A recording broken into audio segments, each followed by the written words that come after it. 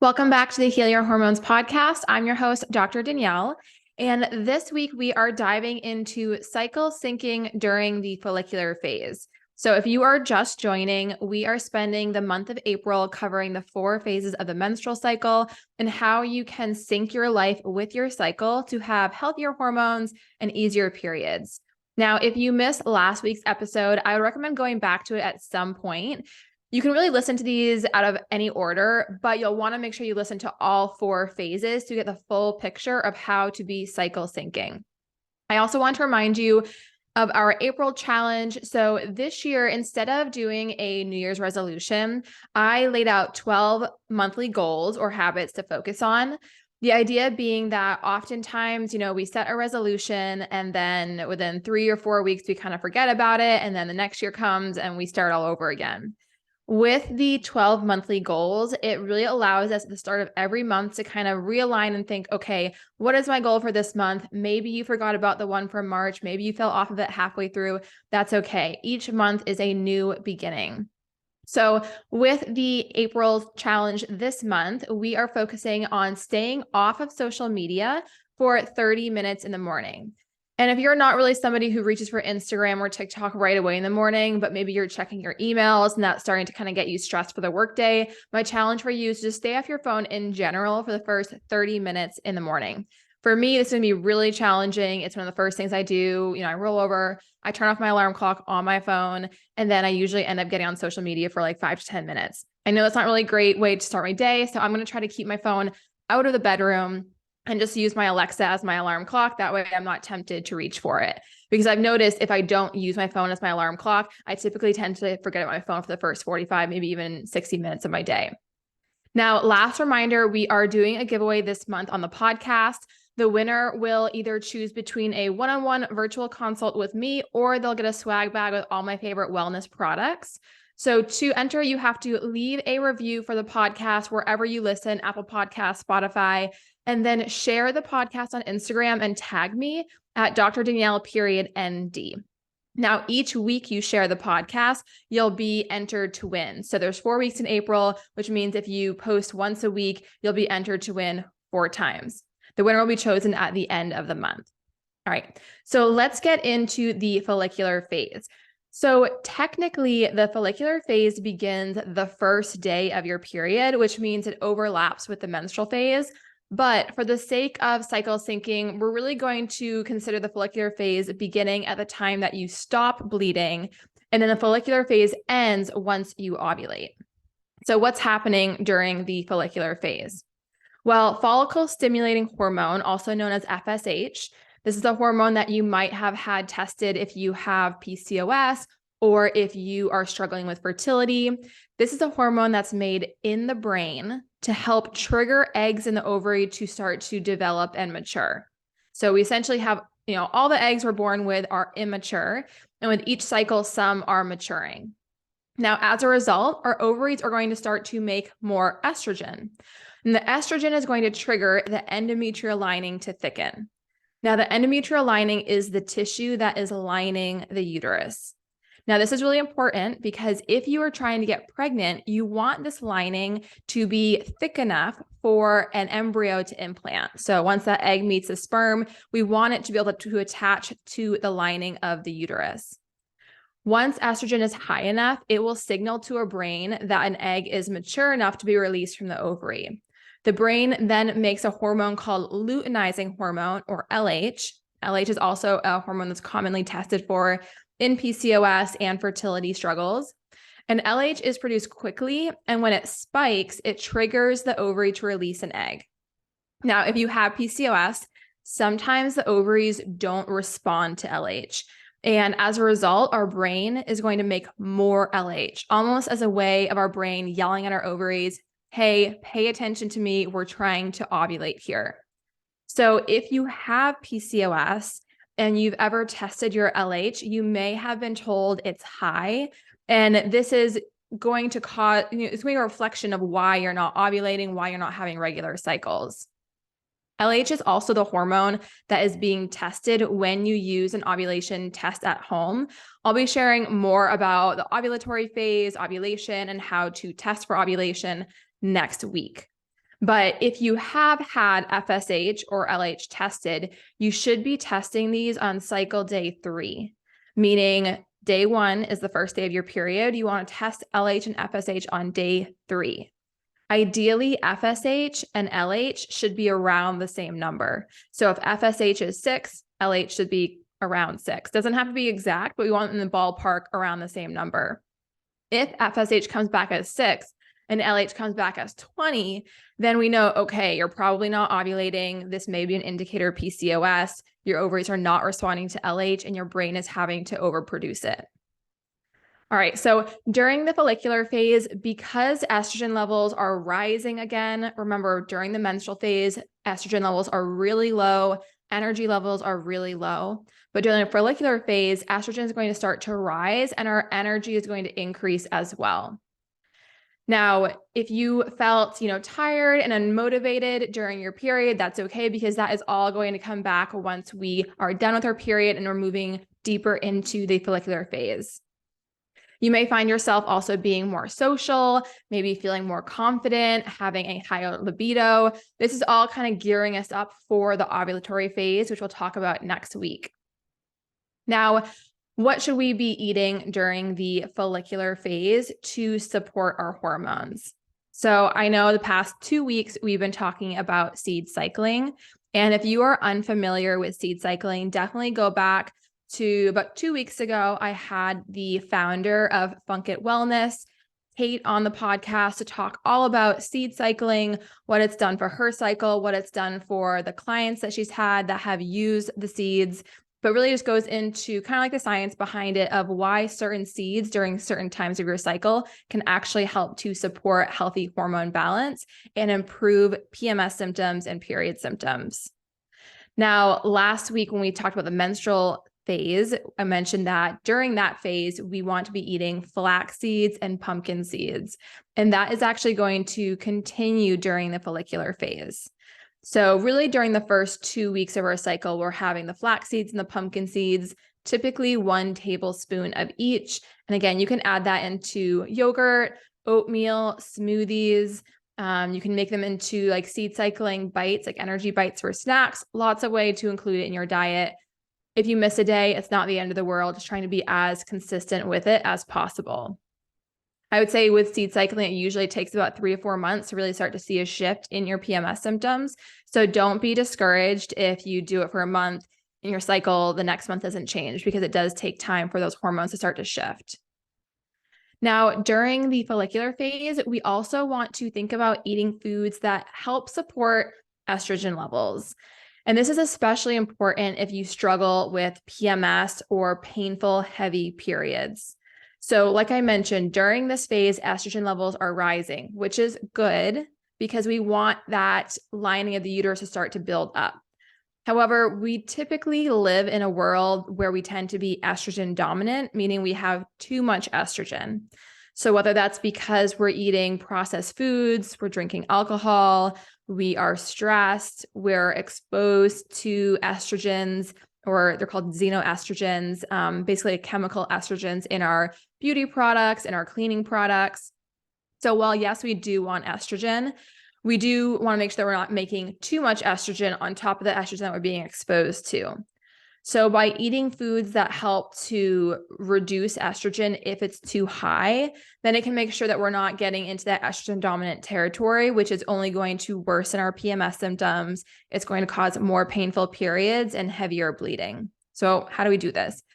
One is going to be high fiber foods. So high fiber foods help our body eliminate excess estrogen through our stool, so through our bowel movements. So if you are worried, well, I don't want my estrogen to be too low, that's definitely a valid concern, but the high fiber isn't going to take away all your estrogen. It's going to just kind of see, okay, what estrogen is being dumped into the gut because we already have enough of it, and how do we get this out of the body so it's not reabsorbed into our bloodstream, leading to higher estrogen levels. So high fiber foods like beans, prunes, apples, and berries can help to keep bowel movements regular.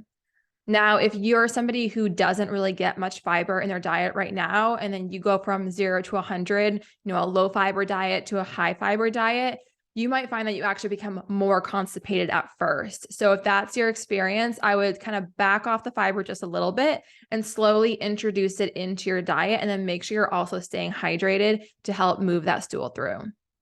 So high fiber foods can be our first food group to focus on during the follicular phase. Our second food group is going to be something called cruciferous veggies. So cruciferous vegetables like broccoli, cauliflower, Brussels sprouts, kale, mustard greens, all of these foods help to break down excess estrogen. And it does so in a way where it helps to break down estrogen down a good pathway or down a safe pathway. Because when we break down estrogen, there are kind of three different directions we can go. One is good, meaning it doesn't cause any damage in the body. One is not so great because it can cause DNA damage and it can increase our risk of hormone-sensitive cancers like breast cancer, uterine cancer, or ovarian cancer. And the third pathway is what I call the Goldilocks pathway. It's not good, it's not bad. It basically helps things grow. So it's good in the sense that it helps our bones stay nice and strong and dense. But for some people with like endometriosis or fibroids, then it can make that tissue grow as well. So cruciferous veggies contain a compound called DIM, D-I-M, and DIM actually helps to break down estrogen and push it down that good pathway. So just adding in cruciferous veggies if you can every day. Now, if you have thyroid disorders like Hashimoto's, it's important that you're cooking these cruciferous veggies. You know, I don't know anyone who's like munching on raw Brussels sprouts, but just putting it out there, you want to make sure you're cooking these foods, but having them often. All right, so that is kind of what we can think of diet-wise during the follicular phase to kind of prepare our body for having less PMS symptoms later on if we start thinking about how can we support estrogen levels now. Now, when it comes to supplements, like I mentioned last week, I'm not going to dive too deep into supplements because there are so many options out there and it's so individual. And I don't want somebody hearing, my list of 5 supplements and going out and taking them all and maybe taking bad quality supplements or the wrong dose, because really they can do more harm than good sometimes if you're not taking what's right for you. But I will share that taking fish oil during the follicular phase and really throughout the entire cycle, but especially during the follicular phase, can help your body make hormones if your levels are low. Fish oil also helps to lower inflammation in the body, which is going to help with painful periods, especially if you have endometriosis, and it can help improve mood during PMS. Now, my PSA about fish oil is that quality matters. I always say that fish oil and probiotics, more than any other supplement, the quality is so important. And if you aren't getting a high quality fish oil supplement and you don't know where it's coming from, you don't know that's being sourced well, then it really is better for you to just not take it, because fish oil is often contaminated with heavy metals. So you could be doing more damage if you're finding some generic fish oil, from CVS or from Amazon. I've spoken about my Amazon soapbox so many times as far as not buying our supplements off Amazon because they don't always contain what they think they contain. And they also are often cross-contaminated. Studies have found this. So making sure you're getting supplements from a good source. So with fish oil, making sure it's well sourced. I love the brand Nordic Naturals. There are a few others that I use as well. I use a supplement dispensary called FullScript, which I'll link in the show notes. But FullScript is essentially an online supplement database that carries medical grade supplements. So I really I know that FullScript is getting it directly from the company. There's no third party involved, and they're only carrying really, really high quality supplements. So I only get my supplements from there. I always work with FullScript for my patients as well. All right, so that is fish oil, which can be helpful. Let's talk about movement during the follicular phase. So as we start to move through the follicular phase and we're moving away from the menstrual phase and we move closer to ovulation, our hormones are starting to rise, energy levels are rising, and we can really use this to our advantage when it comes to exercise. Now, this is really the time to pick up the intensity of exercise if that's what you prefer. Now, you've listened to the podcast maybe long enough to know that, cardio, like long distance running, or HIIT style workouts like Orange Theory or F45. It's not my preference when it comes to women's hormones. I know it can be a really hard thing to wrap our head around because our generation especially has been made to believe that we need to push it, work harder, work out harder, longer in order to see results. But you have to ask yourself, if you're working out in that way, is exercising in that way giving you the results that you're trying to get? Or do you feel like you're gaining weight when you shouldn't be? Do you feel exhausted? Is your hair falling out? Question what you've been doing. Has that been working for you? For my patients that come to me that exercise in that way, typically the answer is no, it is not working for them. And that's why they've come to see me. So when I'm talking higher intensity exercise, I'm not necessarily meaning those types of exercise. Although if you're somebody who's like, I need this in my life, like I'm going to be miserable without it, then yes, this would be the time during your cycle to do exercises like that. But for me, when I'm thinking really, how do we support hormones? What do we want to be doing during the follicular phase? I'm thinking strength training. So lifting weights is great, especially if you have any sort of blood sugar imbalances, if you have PCOS, if you have low estrogen, strength training is going to help to keep your bones strong. Still important to raise your estrogen levels for bone health, but the strength training will help to keep them strong. This would be a time to do your hot yoga classes, maybe boxing classes. Maybe if you have a hike planned, a longer hike or a backpacking trip, in a perfect world, you would plan it closer to the end of your follicular phase. I actually have had a couple patients this year, one who hiked Kilimanjaro and one who is gearing up to hike Everest, which is like just both so impressive. But in a perfect world, if they could, they would plan these hikes during their follicular phase, maybe not during their menstrual phase when they were exhausted. I know it's obviously not always possible, but in a perfect world, that's what would happen.